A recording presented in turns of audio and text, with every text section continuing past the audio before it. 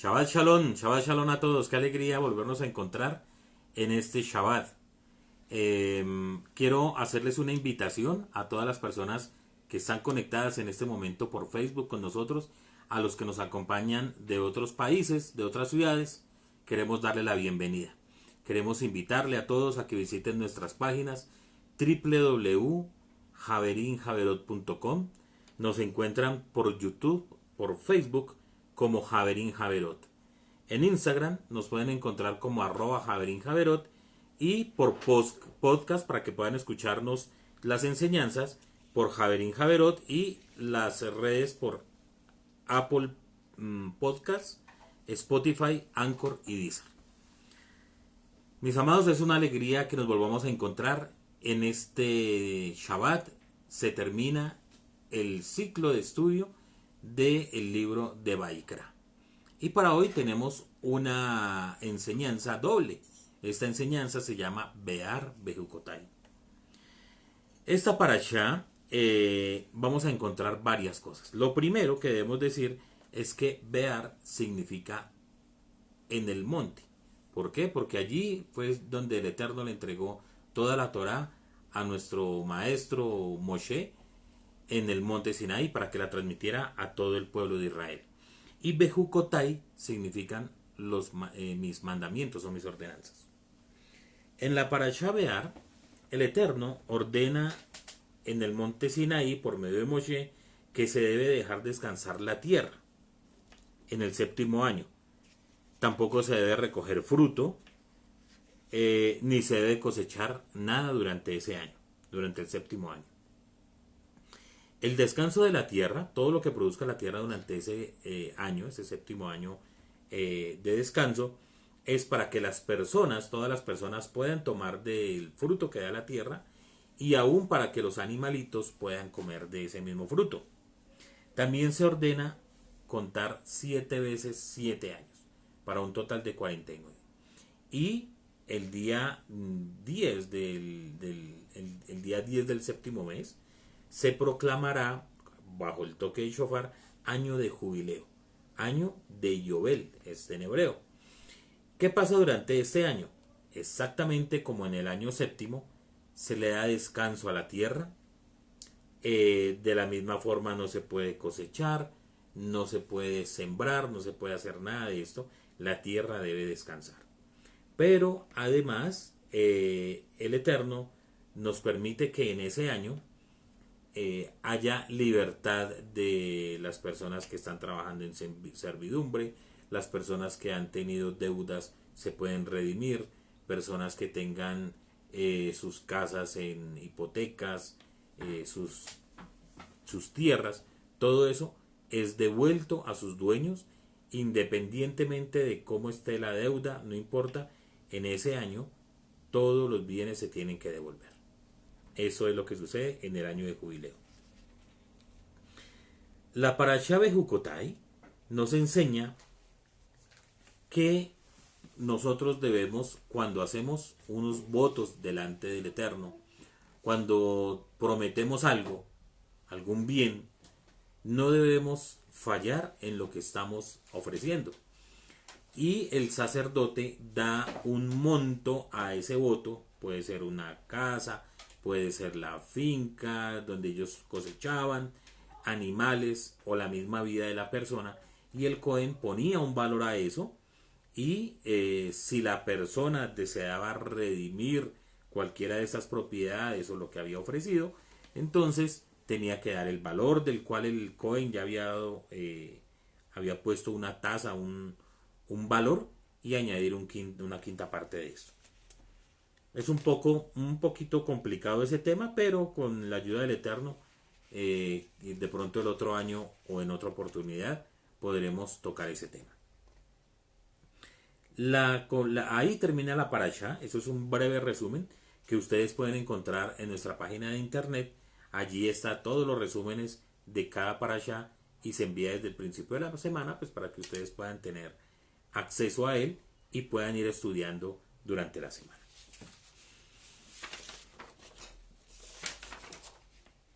Esta parashá la he titulado Nuestros deberes sociales. ¿Por qué? Porque nos vamos a dar cuenta que en esta porción de lectura que tenemos, de estudio que tenemos para hoy, vamos a encontrar cosas tan importantes para nuestra vida.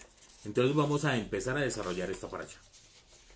Lo primero que vamos a tratar de entender qué es lo que significa Shemitah y Yobel, ¿sí? Shemitah es el descanso que se le da a la tierra cada 7 años. Eso es lo que significa Shemitah. Es el descanso que se le da a la tierra cada 7 años. Entonces durante 6 años se sembraba, se cosechaba, se podía comer del fruto, pero al 7º año no se podía tocar la tierra. Y Yobel es jubileo, que es lo que sucedía, exactamente lo mismo, pero cada 50 años. ¿Cuáles son los mandamientos relacionados con estos dos términos que acabamos de estudiar? Entonces, primero está la prohibición de trabajar la tierra el 7º año, prohibición de realizar labor en los árboles durante ese 7º año. Tercero, prohibición de cosechar lo que crece espontáneamente en el 7º año, no se puede cosechar. Eso lo encontramos en el capítulo 25, versículo 5. Prohibición de recolectar los frutos de los árboles en el 7º año, del modo en que se recolecta el resto de años. En eso quiero hacer una claridad. El resto de los años, los árboles de los frutos de los árboles se toman para ser almacenados, vendidos, comerciados, ¿sí? En el 7º año se toman de los árboles del fruto, pero para ser comidos directamente, porque como veremos, durante este año no había propietarios sobre esas tierras o sobre esos frutos. Precepto de contar 1, 2, 3, 4, 5. Precepto de contar 7 veces 7 años, que es lo que nos acerca a Yobel. Precepto de consagrar el año de jubileo, que es cuando se hacía tocar el shofar. Prohibición de trabajar la tierra en el año de jubileo, como se hacía en el año 7º. Prohibición de cosechar el fruto de la tierra que crece espontáneamente en el año de jubileo. Prohibición de cortar frutos de los árboles de modo que se corta los demás años en el año de jubileo. Como se dan cuenta, estos dos años tienen cosas muy similares. Durante el estudio que hemos tenido, durante todo ese tiempo que hemos estudiado el libro de Vayikra, de Levítico, nos encontramos con preceptos del descanso del ser humano, descanso de los animales. Estudiamos los ciclos de las fiestas que están durante todo el año. Pero aquí nos encontramos con unos preceptos especiales sobre la tierra. ¿Sobre cuál tierra? No sobre Colombia o sobre Estados Unidos o México, sino sobre la tierra de Israel. Y eso es importante entenderlo porque no podemos tomar esto que fue mandado para la tierra de Israel y aplicarlo acá.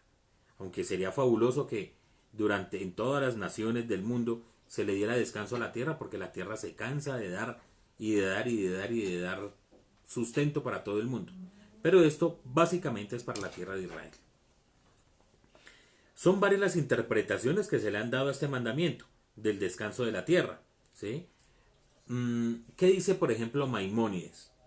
Maimónides, en su libro La Guía de los Perplejos, parte 3, capítulo 39, si alguien quiere mirarlo o googlear más tarde, dice lo siguiente: en cuanto a todos los preceptos concernientes al 7º año y al año de Yobel, ¿sí? Todos los preceptos que están para esos 2 años, fueron dictados por la Torá para tener misericordia frente a todas las personas y para el bienestar de todas las personas sin excepción, como dice el versículo: para que coman los menesterosos de tu pueblo y sus sobrantes comerá la fauna del campo.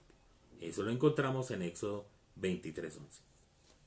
Para que la tierra acreciente su producto y renueve su vigor después de permanecer yerma en el año de la Shemitah. Muy interesante, porque si ponemos esto como ejemplo, todo ser humano necesita descanso. Una persona no puede trabajar las 24 horas. Tiene que descansar para que al otro día pueda producir de mejor manera. Lo mismo, ustedes saben que cada año las personas que tienen su trabajo en oficinas, en empresas, tienen un tiempo de vacaciones, ¿sí? ¿Por qué? Porque el ser humano necesita descansar.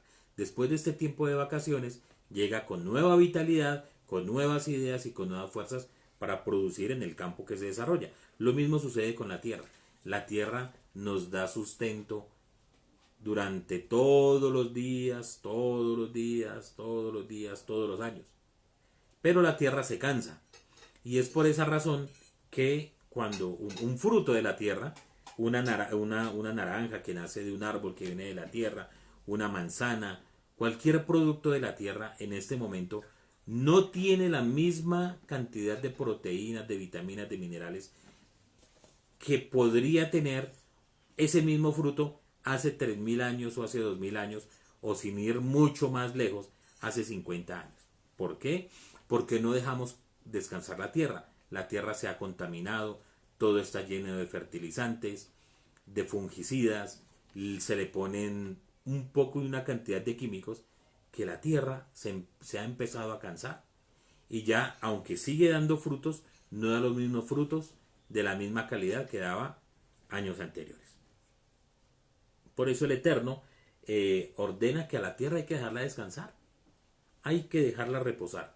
Y las personas que viven en el campo, que saben cómo funciona, muchas veces parcelan sus territorios, sus fincas, y durante una cosecha siembran en un sector y cosechan.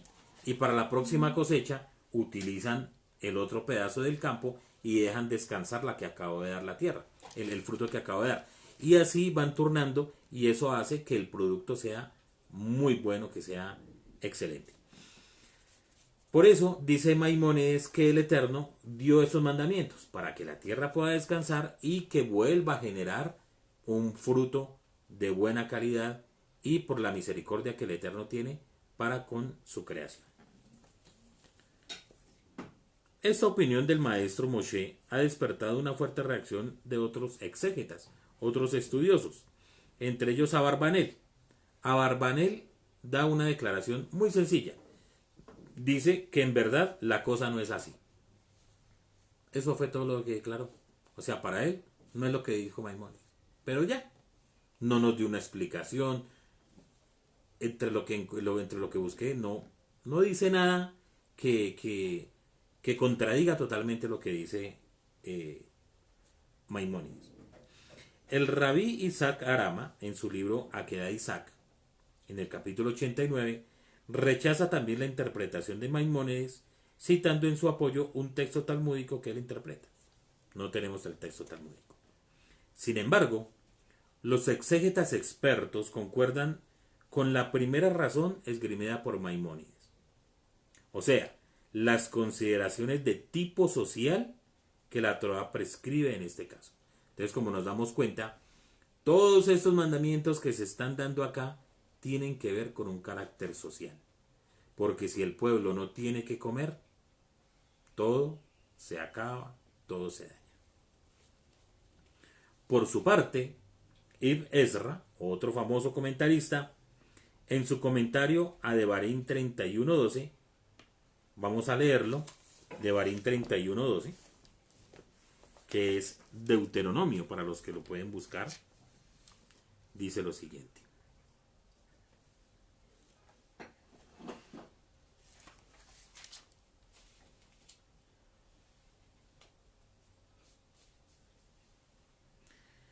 El texto dice: reunirás para ello a toda la gente, hombres, mujeres, niños y forasteros, para que aprendan a temer al Eterno vuestro Eloa y observen todos los preceptos de esta ley.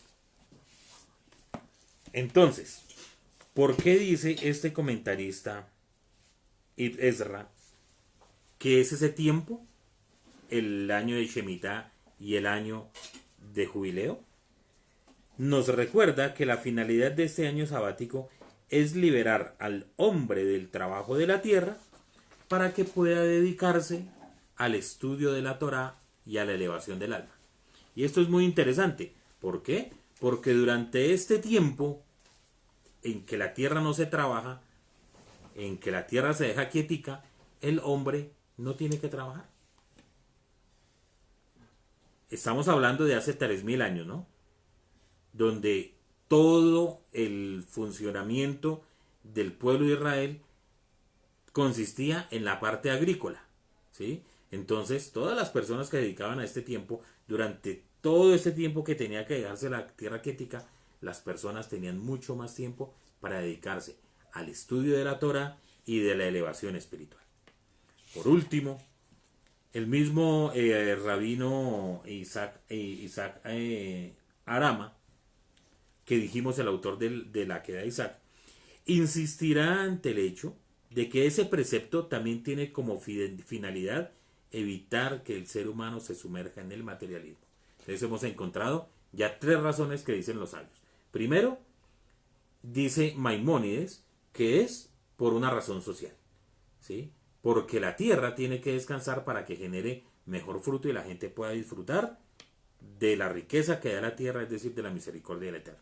Segundo, dice otro sabio que es porque durante ese tiempo que no se trabaja la tierra, el hombre, las mujeres y los niños tienen mucha más posibilidad de dedicarse al estudio de la Torah y de elevar su alma. Y por tercera razón, dice este rabino Isaac Arama, que es para evitar que el hombre se acostumbre a el materialismo. Pues sabiendo que cada 7 años y cada 50 años todo lo que le pertenece finalmente no le pertenece, entonces se olvida de que es de él y que todo pertenece al Eterno. Y eso es un principio que debemos saber. En la tierra de Israel nadie es dueño de nada. Tienen o mantienen una posesión temporal, son poseedores temporales de la tierra, pero la tierra no le pertenece a ningún ser humano. La tierra le pertenece al Eterno. Nosotros, los seres humanos, somos inquilinos de esa tierra. Y como inquilinos de esa tierra, el Eterno ordenó que fuéramos buenos administradores. Y es por eso que el Eterno da esas ordenanzas en la tierra de Israel. Continúa el rabino Isaac Arama diciendo que la tendencia del hombre es trabajar para acopiar bienes materiales. Por eso la Torá alentará al trabajo del hombre siempre y cuando no se convierta en esclavo del mismo y no sojuzgue a los miembros más débiles de la sociedad por medio de la opresión económica. En palabras de la Torá, y será el producto de la tierra en el año de descanso para vosotros para comer, para ti, para tu siervo, para tu sierva, para tu asalariado y para tu residente que moran contigo. En síntesis, la Torá nos quiere decir que la tierra pertenece al Eterno, que nosotros somos una suerte de inquilinos en este mundo, que nuestro semejante tiene derecho también a la vida y al bienestar, y por último, que los bienes materiales son solo un medio para conseguir un fin, la felicidad. Si perdemos de vista este fin, convertimos el medio en fin y nos volvemos esclavos de nuestros apetitos económicos y de nuestro egoísmo. Es muy interesante porque muchas veces el ser humano se siente totalmente orgulloso, y está muy bien, de su trabajo, y hay algunos que dicen es que trabajo como mula. Lo he escuchado, es un término muy coloquial, muy de nuestras tierras, pero eso hace que la persona se dedique única y exclusivamente al trabajo, y muchas veces se pierde el contacto hasta con la propia familia. Y lo más importante, nunca se saca un tiempo para estar con el Eterno. Entonces el ser humano se ha acostumbrado al trabajo de día o de noche, y en los tiempos de ocio a mirar televisión, a mirar, conectarse en las redes, a estar en este diario y continua rutina todos los días. Por eso el Eterno, como hemos estudiado durante todo este ciclo, nos regaló el Shabbat para que un día como hoy nos podamos dedicar a su estudio y a la elevación del alma. Pero también nos dio esos días, esos años, el 7º y el 50, para dejar descansar la tierra. En este momento, pues en Israel realmente no se guardan estos años porque se perdió el conteo después de la destrucción del templo. Sin embargo, hay kibbutz o sitios especiales en Israel donde a manera voluntaria dejan descansar la tierra. Y eso es algo muy hermoso, pues, aunque no hay el año como tal, por lo menos se procura de una manera simbólica, dejar descansar la tierra y tratar de poner en práctica los mandamientos que el Eterno ha dejado para la tierra. Ahora sí nos vamos a dedicar un poco al tema de los deberes sociales. Después de haber explicado un poco a qué se refería la Shemitah y el año de jubileo. Pero, ¿qué sucedía durante esos años? Y eso es algo muy interesante, porque esto que sucedía en estos años y que se amplía al resto de la vida, nos va a enseñar no solamente en Israel, y no solamente para el pueblo de Israel, al pueblo judío, sino para usted que nos está viendo hoy, que nos está viendo por primera vez. Para todas aquellas personas que dicen yo no soy judío, no me aplica. Nos vamos a dar cuenta que el Eterno entregó la Torá primero en el desierto, donde no fue dada únicamente al pueblo de Israel. Así como dice en el monte Sinaí no pertenecía a nadie cuando se entregó. Es por eso que estas leyes, deberes sociales, aplican no solo al israelita, sino a todas las personas debería aplicar. Y de eso es lo que queremos hablar. Si buscamos una guía de cómo vivir, de cómo debemos trabajar, cómo debemos dirigirnos al Eterno, cómo debe ser nuestro comportamiento en casa con nuestros semejantes, debemos buscar en la Torá. Miren, tenemos en el mundo libro de cómo comportarse en la casa, o digamos, o cómo comportarnos en el transporte. Nada más busquen la urbanidad de Carreño y van a encontrar un poco de reglas y principios. Y ahora aparecen libros de psicología, libros de mil cosas para tratar de que el ser humano tenga un comportamiento social. Les tengo una excelente noticia. Ahora en la Torá ya llevan a encontrar todos los principios que el Eterno quiere de cómo el ser humano debe comportarse y relacionarse, tanto con él como con la sociedad. Es una excelente noticia porque se van a ahorrar una cantidad de dinero en comprar un poco de cosas para tratar de llenar ese vacío. Nos encontramos en esta parashá con algunos preceptos que el Eterno ordenó para la convivencia. Entonces, el primer deber social es el que ya acabamos de explicar: dejar descansar la tierra. ¿Por qué? Porque como lo estudiamos anteriormente, el hecho de dejar descansar la tierra nos lleva a tener misericordia con nuestro prójimo, ya que durante este año la tierra no tiene dueño. Nadie puede decir, esto es mío. Entonces, ¿qué sucedió durante ese tiempo? Los graneros estaban abiertos. No había cercas. Cualquier persona podía ir, tenía hambre, recogía y llevaba para su casa. Y en esto pensemos en los pobres, porque pobres hay en todo sitio. Los tenemos acá, está en Israel, está en todo el mundo, y durante toda la vida ha habido pobres. Durante 7 años, durante 6 años, los pobres es posible que tuvieran mucha dificultad para cosechar su tierra, para vender, para tener acceso. Por eso hay leyes que decía que cuando se cosechaba no se podía cegar lo que estaba en las esquinas de los campos, porque eso era para los pobres. Si se caía una gavilla de trigo, eso era para los pobres. Es decir, que siempre ha habido.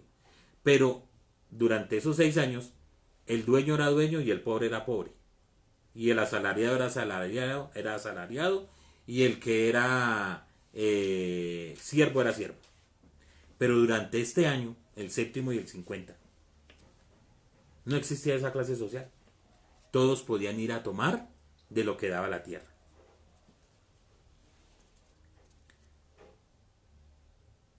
Además sucedía algo muy interesante durante este tiempo, y es que durante el año séptimo y el año 50 se redimían todas las deudas. Las personas que trabajaban en servidumbre por deudas quedaban libres, independientemente de cómo estuviera la deuda en ese momento. Es decir, si se había pagado el 10% del total de la deuda, en el año séptimo y en el año 50 quedaba redimido esa deuda. No importa si había pagado mucho, no importa si había pagado poco. Es por eso que este tiempo era esperado por todos, pues el ser humano no puede oprimir a su congénere a perpetuidad. El Eterno fijó plazos para que todo se pudiera reparar, para que todo se equilibrara nuevamente. Y en eso hay que entender algo. Cuando se habla en la escritura, en la Torá, de que una persona quedaba libre de su... Lo que pasa es que las traducciones que encontramos ahora hablan de esclavitud, ¿sí? Como si esa esclavitud se relacionara con la esclavitud que conocemos en este siglo. Pero nada tiene que ver. ¿Por qué? Porque el Eterno no va a sacar al pueblo de Israel de una esclavitud como la conocemos hoy, que fue la que vivió en Egipto, para dar normas y reglas a otra esclavitud avalada por la Torá. Y eso no está. Cuando la Torá nos habla de esclavitud, que ustedes ven en sus Biblias, vamos a hablar de servidumbre. ¿Y a qué se refería a esta servidumbre?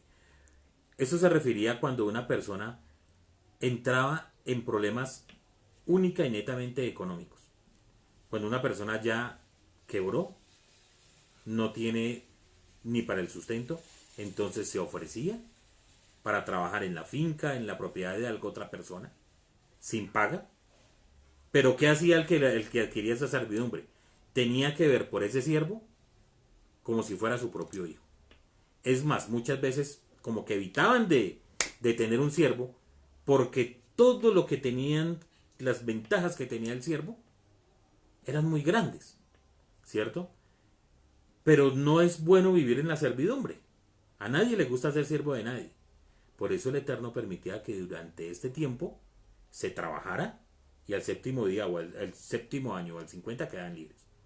Entonces encontramos que una de las servidumbres que se habla aquí es porque una persona cayó en bancarrota. La otra, un ladrón cuando se robaba algo o cometía un fraude económico, cuando desfalcaba a alguna persona, cuando la estafaba y no tenía cómo pagar, o sea, le hacían un juicio, ¿cierto? Y le declaraban culpable y esa persona no tenía cómo pagar, entonces lo obligaban a trabajar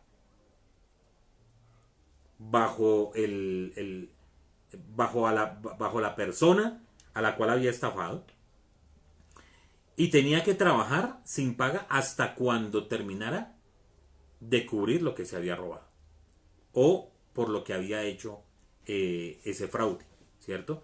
Entonces durante ese tiempo trabajaba y tan pronto terminaba de trabajar sin paga, soy reiterativo en eso, entonces quedaba libre. Podía ser antes del tiempo de la Shemitah o del jubileo. Pero si le faltaba el 50% de pagar en la deuda, cuando se llegaba esos 7 años, esa persona quedaba libre. Porque el Eterno no está de acuerdo en que una persona tenga a un siervo a perpetuidad. Eso está prohibido en la Torá. El cielo no lo permita y así Hashem lo puso ahí. Entonces nos damos cuenta que esta primera ley social o deber social es muy hermosa, porque no importa finalmente todo lo que el ser humano haga, el Eterno ha dejado en su Torá las bases para que la sociedad viva de una manera conjunta. Y hay algo en Israel muy hermoso que está desde esa época y hasta ahora, y es que todos miran el uno por el otro. No se vive en medio de una individualidad, sino que se trata de vivir en forma de comunidad, donde cada persona hace parte de un cuerpo. Eso es algo muy hermoso y eso vamos a tratar de entenderlo un poco más. Cuando ustedes vendan una mercancía a su prójimo y compren de la mano de su prójimo, no se estafen uno a otro. Ese es otro de los deberes sociales que el Eterno dejó para su pueblo Israel. Entonces veamos algunos preceptos que tienen que ver con esto. Precepto de hacer justicia entre un vendedor y un comprador y prohibición de estafar a alguien cuando compra o vende. A eso se refiere este versículo que hemos leído. Estos preceptos debemos entenderlos en forma literal y simple. Aquí no es necesario profundizar en temas ocultos, reservados, cabalísticos para entender ese versículo. Simplemente, ¿qué nos enseña ese versículo? Que debemos mantener la ética. Pues al engañar a nuestro prójimo, caemos en un grave pecado. Es estafar, es robar, es dañar a nuestro hermano. Cuando se hacen negocios se deben hacer de forma transparente. Se debe negociar con precios justos y no nos debemos aprovechar de las necesidades del comprador y del vendedor. Entonces, veamos una cosa. Esto, como les decía, no solamente para los hijos de Israel. Si usted va a vender, por ejemplo, un carro y usted sabe que el carro está fallando por algo y por eso lo va a vender, porque lo tiene arrumado, porque no lo utiliza, etcétera, etcétera, etcétera. Usted no puede coger al vendedor, al comprador, y decirle, mire, le tengo este carro, no le pasa nada, no tiene nada, eso es, mejor dicho, casi que nuevo. Vender ese carro y luego cuando el comprador ha firmado papeles, le ha entregado la plata y se lleva el carro, sucede que el carro tenía 1000 cosas más. Hay que ser honestos. Antes de vender ese carro hay que hacerle caer en la cuenta al comprador que el carro tiene una falla, que tiene otra cosa, que no se le ha hecho esto o aquello, y dar un precio justo. Eso es hacer parte de ser honestos en la compra y ser honestos en la venta. Voy a poner otro ejemplo. Cuando nuestro hermano tiene una urgencia económica y necesita vender alguna posesión, está prohibido comprarla en un precio irrisorio, causando un mayor mal a esa persona. Si se le va a comprar, si finalmente se le va a comprar, se debe comprar a un precio justo, ¿sí? Una persona tiene una necesidad ya urgente, manifiesta, tiene una persona, el cielo no lo permite, hospitalizada, etcétera, etcétera, y necesita vender una moto para poder solventar los gastos. Y entonces es tanto la angustia, que la moto en el comercio puede valer 10 millones de pesos, 8 millones, y hay alguien aprovechó que le dice, no, pues le doy 2 millones ya, los tengo acá, tenga, hasta luego y vaya y solucione su problema. Eso es robo, no se puede hacer, ¿sí? No se puede hacer. Porque finalmente lo está estafando. De la misma manera, el vendedor no debe aprovecharse de las circunstancias para especular con precios, ¿cierto? Pues esto muestra misericordia con nuestro hermano. Por ejemplo, en todo este tipo de casos que estamos viendo con esta pandemia y todo, cuando se decretó por primera vez que se iba a hacer el aislamiento, ya vamos para 2 meses, ¿qué fue lo que hizo los supermercados, las grandes superficies o las personas que tenían negocios? Subir los precios, subirlos, especular con ellos, ¿ya? Cosas increíbles. Ayer estaba viendo solamente por noticias, a modo de ejemplo, una libra de arroz aquí en Colombia equivale a 1.200 pesos, que eso es más o menos 50 centavos, 40 centavos de dólar. Máximo 40 centavos de dólar. En Santa Marta, una ciudad que es costera, están vendiendo esa libra de arroz que vale 40 dólares, la están vendiendo en 40 centavos de dólar, la están vendiendo en $1.20. O sea, es increíble. ¿Cómo una libra de arroz puede costar 4.000 pesos? ¿Por qué? Porque la gente empieza a especular. Eso es un delito. Eso está penado por la justicia, primero por la justicia divina y segundo por la justicia terrenal. El Eterno nos invita a que no hagamos eso. No lo podemos hacer. Y menos con nuestro hermano. Lo que todos debemos saber es que quizás podamos engañar al ser humano. Eso, muy fácil. Pero el Eterno todo lo ve. Y el Eterno conoce todos nuestros pensamientos. Y recordemos algo. Está escrito que no nos engañemos. Porque todo lo que sembremos, de eso vamos a cosechar. Otro concepto importante que debemos tener en cuenta es que en lo posible debemos comerciar como comunidad. Por ejemplo, y esto es muy interesante y más en estos tiempos que estamos viviendo. Por ejemplo, si un conocido suyo tiene un negocio X, vamos a decirle fábrica de tapabocas o una fábrica de calzado o lo que sea, cualquier negocio. Es nuestro deber como sociedad apoyarlo en su negocio. Es decir, antes de ir a comprar por fuera esos productos que tienen nuestros hermanos, debemos apoyarlos. Es lo primero que debemos hacer como sociedad. Apoyarnos entre nosotros mismos, entre nuestra familia, en nuestra comunidad. Eso es lo que se debe buscar. Luego, si entre nuestra comunidad no encontramos lo que estamos necesitando, entonces, ¿qué es lo que debemos hacer? Ya podemos ir a buscar al comercio común y corriente. Por ejemplo, si usted va a comprar un electrodoméstico, cualquier cosa, si usted sabe que un hermano suyo de la comunidad o un familiar suyo vende estos productos, procure primero irle a comprar a esa persona. ¿Por qué? Porque lo estamos bendiciendo. Y sabemos que esa persona que es tan querida, que la amamos porque es nuestro hermano, porque es nuestro familiar, tenemos como más confianza que no nos va a engañar. ¿Ya? Entonces, esa era la forma y es la forma como Israel se mueve. Y así se hacía antes. Por eso eran comunidades y son comunidades tan estrechas. Porque la carne se le compra al carnicero de la comunidad, porque la papita y eso se le compra al agricultor de la comunidad, porque la ropa se le compra al sastre de la comunidad, y si el sastre no tiene plata para comprar, entonces volvemos al trueque, entonces yo le doy un vestido y usted me sustenta el mercado durante un mes, etcétera, etcétera, etcétera. Pero nunca debemos permitir que nuestro hermano caiga en una dificultad económica tan grande teniendo un negocio. O sea, eso es algo que no cabe en la cabeza de nadie.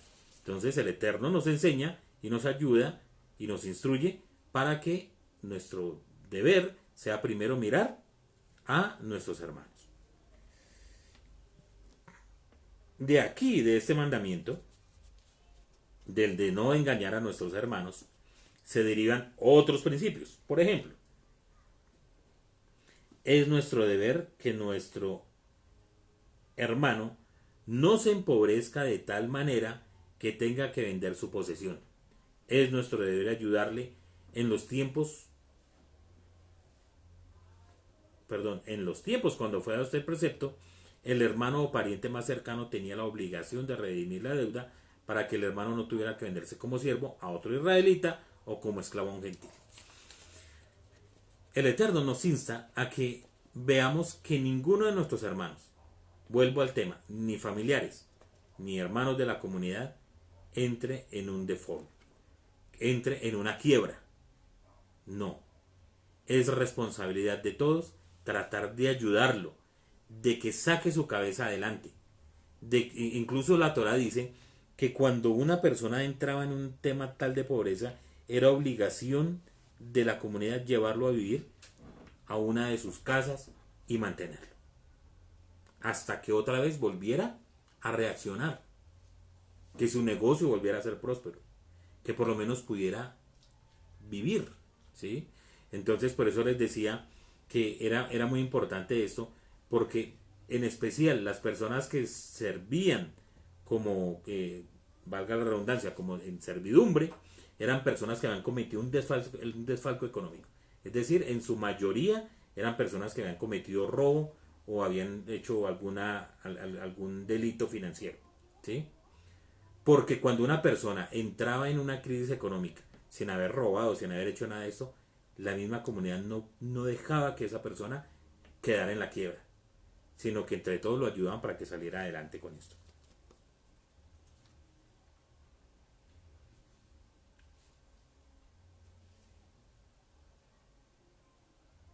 Es por esto que nuestra obligación es velar por nuestros hermanos, alertar si esto está sucediendo, ¿sí? Pues es también deber y obligación de la persona que está pasando por esas dificultades hacer todo lo que está a su alcance para evitar la quiebra económica. Es decir, la persona que está pasando por una dificultad económica debe avisar. Como comunidad debemos estar pendientes unos a otros. Si usted sabe que su hermano X está pasando por una dificultad económica, si usted lo puede ayudar, ayúdelo. Si usted ve que no lo puede ayudar, avísele a una persona que tenga la capacidad para que también sea partícipe de esta ayuda. Debemos estar alerta. Pero la persona que está pasando por esta dificultad y cada día se está empobreciendo más, debe avisar, ¿sí? Para que entre toda la comunidad se pueda ayudar. Es muy bueno que en las comunidades se recojan mercados, se recojan fondos para poder asistir a las personas que están pasando por dificultades económicas. Y miren, durante este tiempo que estamos pasando, el cielo no lo permita, pero hay muchas personas que están desempleadas desde este momento. ¿Y cómo va a ser cuando se reactive y pase la pandemia? Es ahí donde todos debemos estar atentos, porque va a haber mucha necesidad, definitivamente. Y no podemos depender de que solo el Estado sea el que dé para estas personas, porque el Estado, papá Estado, no alcanza. Entonces debemos estar todos atentos para ayudarnos unos a otros.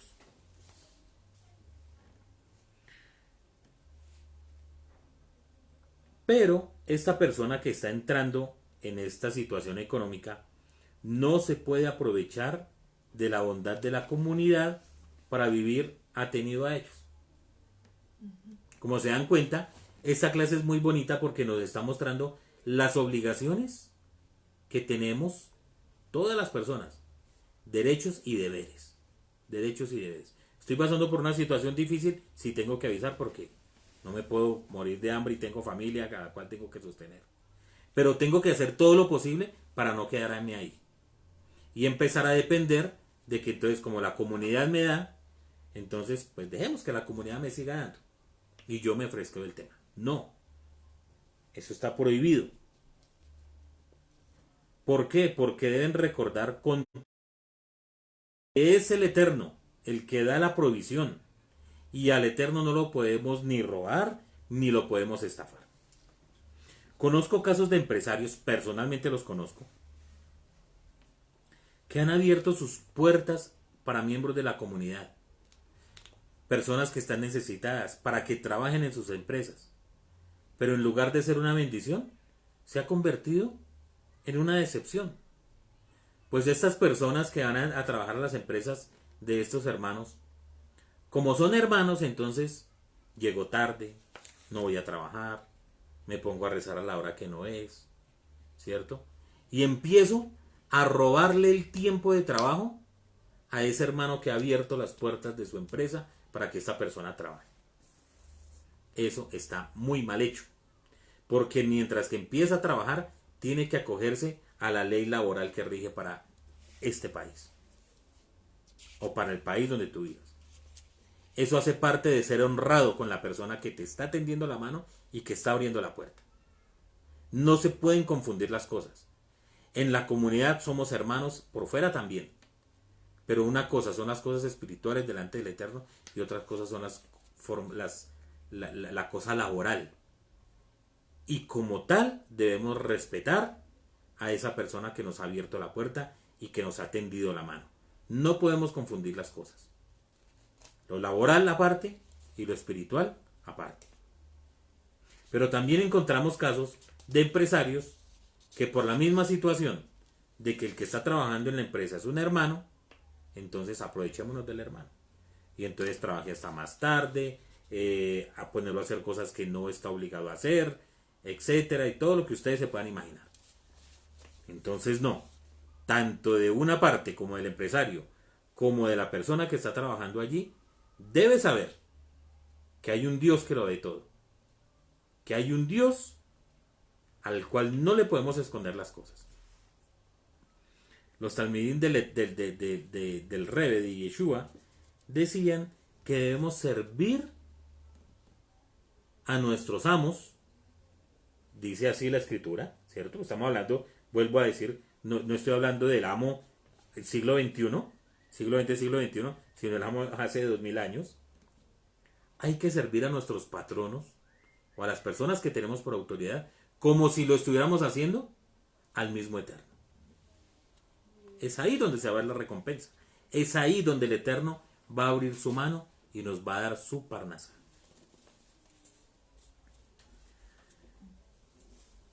Otro precepto. Se prohíbe también el préstamo de dinero con intereses. ¿Qué dice la escritura? Si tu hermano empobreciere y sus medios se tambalean cerca de ti, deberás sostenerlo. Ya sea un prosélito. ¿Qué es un prosélito? Una persona que se ha convertido al Eloa de Israel. En ese momento, como tal, a un judío, a un israelita. Ya sea a un residente, para que así pueda vivir contigo. No tomarás de él interés o usura, y temerás a tu Eloa, para que así tu hermano pueda vivir contigo. Tu dinero no lo darás con intereses, y con usura no darás su comida. Eso lo encontramos en Levítico capítulo 25, versículos 35 al 37. Este precepto de asistir al hermano tiene una particularidad, y es asistir al hermano cuando éste esté en una situación de indefensión. Se quedó sin trabajo el hermano, y esto va a hacer que vaya a caer en una situación difícil. Mi hermano, es su obligación. Si este varón le pide prestado dinero y usted lo tiene, préstelo. Cuidado con irle a cobrar. Cuidado con irle a decir, venga, es que usted me dé plata, ¿qué hubo? Tiene que pagarme. Y si no me paga, eso le va corriendo al 5% mensual. Está prohibido. No lo podemos hacer. Tenemos que tener misericordia con nuestro hermano, con nuestra familia. No se le puede prestar a los papás con intereses, ni los papás prestar a los hijos con intereses, que eso lo hemos visto muchas veces. ¿Cierto? ¿Y por qué? Porque se han basado en un libro de un personaje asiático, no me acuerdo el nombre ahorita, que habla de padre rico, padre pobre, algo así, es el nombre, nunca lo he leído. Pero allí se enseña que si un hijo tiene dinero y le presta al papá, no se olvide cobrar intereses porque eso hace parte de la rentabilidad. O al contrario. Eso es lo que piensa el hombre. El Eterno piensa otra cosa, muy diferente. Cuando uno esté pasando una necesidad y otra persona ve que puede ayudarle, debe prestarle el dinero sin cobrarle usura, sin cobrar intereses. O sea, los intereses normales y la usura, ya saben que es usura, ¿no? Que nos pasamos por encima de lo que está permitido por la ley. Cuando ustedes escuchan en las noticias que dicen la tasa de usura es el 2%, ¿qué quiere decir? Que si se cobra el 2.1 ya es un usurero, ya empieza a cobrar más de lo que está permitido por la ley. Pero en este caso, el Eterno nos dice que no se les puede cobrar a las personas ese dinero con intereses. Es más, ni se puede cobrar. Hay que tener cuidado con eso. Pero todo tiene excepción. Eso no aplica cuando se requiere para sacar provecho o lucro, ¿cierto? Eso es muy diferente a lo que estamos hablando. Entonces, si una persona está perfectamente económico, bien, tiene su familia bien, y además está pensando en montar otro negocio, entonces va y busca a un hermano y le dice, venga, préstame 3 millones, 4, 10 millones de pesos para montar un negocio, porque es que tal y tal y tal, esas son las condiciones. Pues las condiciones son diferentes, ¿sí? O puede buscar plata prestada en un banco, o puede pedirle prestado al hermano, pero con unas condiciones que deben quedar firmaditas en un contrato, si son de una comunidad, que los testigos de los dirigentes de la comunidad donde asista sean testigos de lo que está haciendo, porque mucha gente, basado en este versículo, pues roba a la gente, perdónenme la palabra así tan cruel, pero así es, la roban, ¿ya? Y entonces montan su negocio, le sacan lucro, y a la pobre persona que le prestó la plata no lo vuelven ni a saludar. Eso es muy delicado. Entonces, tengamos en cuenta que el mandamiento, y por eso leí unos versículos antes del mandamiento tal cuando dice de la usura, es porque dice que cuando si tu hermano empobrece y sus medios se tambalean, es ahí donde debemos mostrar esa capacidad de prestar, no se le cobra intereses, no se le cobra usura. Pero si es para otras cosas, pues bueno, entonces ya es otra cosa, o mejor que pida prestado a un banco, a ver si un banco tiene la misma misericordia que tiene el hermano. Estos son deberes y cosas, hermanos, que tenemos que saber para conducirnos, porque es la manera en que el Eterno nos va a ayudar y nos va a bendecir en nuestra vida y en nuestros negocios. Finalmente, y esto sí que es importante, aunque este mandamiento está anterior a todo lo que he leído, lo leo en este momento porque es muy importante. Finalmente, la Torá prohíbe hablar mal de nuestro hermano. ¿Qué dice la Torá? No se hostigarán uno al otro, sino que temerás a tu Eloa, pues yo soy el eterno tu Eloa. Eso lo encontramos en Levítico 25:17. A este respecto, ¿qué nos dice Rashi? Dice lo siguiente: no provocar al prójimo y no darle consejos inapropiados que no son para su beneficio. ¿Sí? Entonces, la prohibición de hostigamiento verbal en realidad solo prohíbe atacar y herir los sentimientos del prójimo, pero no está en el darle consejos que no sean idóneos. Al decir que también está prohibido darle clase de consejos, Rashi no pretende explicar la frase no se hostiguen uno al otro, sino la implicación que sigue: y temerás a tu Eloa. Es importantísimo. Esta advertencia implica que la persona no debe racionalizar el hostigamiento verbal que le hace su prójimo, amparándose en la errónea justificación de que le habló agresivo y duramente porque quería hacerle un bien o instruirlo para mejorarse. Para tratar de explicar esto, ¿qué es lo que quiere decir? Un padre no le puede decir a su hijo, discúlpenme, yo no sé cómo tratar las palabras, pero por ejemplo decirle, es que eres un inútil, no sirves para nada, ¿cómo se te ocurre no sé qué tal? Y empieza a darle un poco de consejos y termina insultando al pobre muchacho. O un patrón a su empleado. O una persona X, un líder o cualquier persona a su prójimo. Venga, es que usted ¿por qué cometió esto? Es que usted es muy animal. ¿Cómo se le ocurre? Es que mire, tal, tal.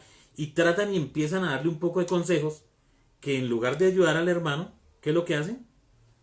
Lo destruyen. Lo desaniman totalmente. Es por eso que el Eterno dice que no debemos hostigar a las personas, sino que temerás al Eterno. Entonces, no podemos pensar que si nuestro hermano, voy a poner ejemplos claros para que podamos entender. Tenemos una persona que en su vida pasada fue un ladrón.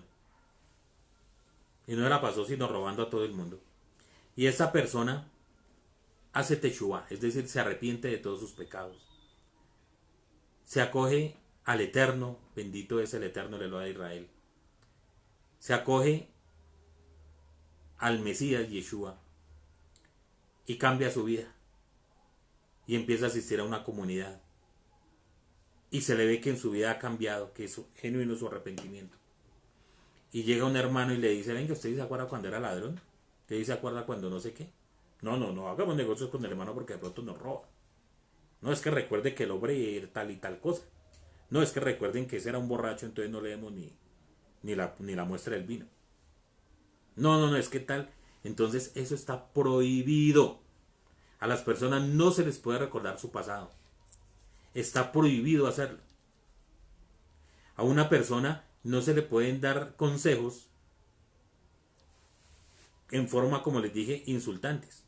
¿Por qué? Porque temerás al Eterno. Porque el Eterno no se acuerda de nuestros pecados. El Eterno, dice el profeta, que toma esos pecados que son rojos como la sangre y los convierte ¿en qué? En blanca lana. El Eterno dice que Él arroja al mar todos nuestros pecados. No se acuerda de ellos. ¿Por qué no se acuerda de ellos? Porque ha mirado el sacrificio de nuestro Rey. Y si el Eterno no se acuerda de nuestros pecados, de nuestras faltas, ¿por qué nosotros sí nos vamos a acordar de los pecados y las faltas de nuestros hermanos? ¿Por qué los vamos a tratar mal? ¿Acaso somos más justos que el Eterno? ¿Acaso somos más misericordiosos que el Eterno? ¿Acaso somos más grandes que el Eterno? El cielo no lo permita. El Eterno es el creador de todas las almas y es el que conoce todos los pensamientos de todos los seres humanos. Y si el Eterno no nos trata así, no tenemos ningún derecho de tratar a nuestro prójimo como si fuera una basura. Aquí la Torá advierte que hay que ser excesivamente cuidadoso de la forma como se amonesta a otra persona. Pues aunque piense tener buenas intenciones, es decir, si yo le ando duro y lo trato mal, entonces lo voy a hacer reaccionar, si esa fuera la intención que tiene la persona que amonesta a otra, es posible que lo que dice, de hecho, le haga daño y en realidad meramente refleje el propio modo de ser de la persona. Entonces, esas personas que son impulsivas, que tratan mal a todo el mundo, que están a toda hora atosigando, están en el concepto que se conoce como espejo o reflejo, ¿ya? Porque tratan tan mal a la otra persona que lo único que hacen es reflejar lo que ellos mismos son. Y por eso es que tenemos que tener mucho, mucho, mucho cuidado. Es que esa persona aquí y allá, es que no es sino altanero, es orgulloso y no sé qué, y nos la pasamos hablando así. ¿Qué será? Que yo mismo lo soy. El cielo no lo permita. Entonces, por eso es que debemos tener cuidado. Y este mandamiento último es para que entendamos que el Eterno es nuestro Eloa. Temerás a tu Eloa, pues yo soy el Eterno, dice Hashem. Todos estos mandamientos los dio el Eterno para que recordemos que fuimos hechos a imagen y semejanza suya. Y como tal, nos debemos comportar.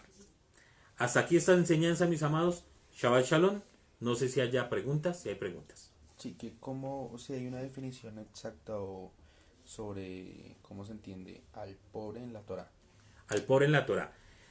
Bueno, el pobre en la Torah es aquella persona pues que no tiene unos recursos como mínimos para, para el sustento, ¿sí? Eso en cuanto a la parte económica, ¿sí? En cuanto a la parte económica. Entonces una persona, por ejemplo, que se quedó sin trabajo y ya se le acabaron sus recursos, pues entra en un estado de pobreza. Yo creo que la pobreza en la Torah, tanto en la Torah como en la vida actual, pues es de la misma forma y por eso el Eterno en la Torah da unas leyes específicas para que el ser humano no se olvide del pobre de la tierra de Israel. Y también la Torah nos habla del pobre de espíritu, ¿sí? El pobre de espíritu es aquella persona no que es humilde, no que es opacado, sino que de pronto, bueno, el Rebe habla sobre eso, dice que dichoso el pobre de espíritu, ¿por qué? No recuerdo el texto como tal, pero ahí se está refiriendo a esa persona que es humilde, que es bastante tranquila y que, bueno, no es orgullosa como tal.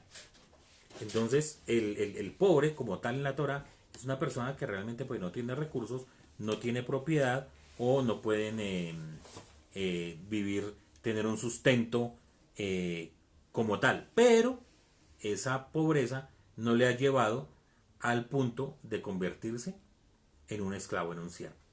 Esa sería la respuesta a la pregunta. ¿Habrá algo otra más? Bueno, entonces, para terminar, recuerden, los invitamos a visitar nuestras páginas, como le dije al principio, página www.javerinjaverot. Allí que van a encontrar, allí van a encontrar el resumen de la parashá, los artículos que tienen que ver sobre la parashá semanal, van a encontrar multimedia, videos y van a encontrar se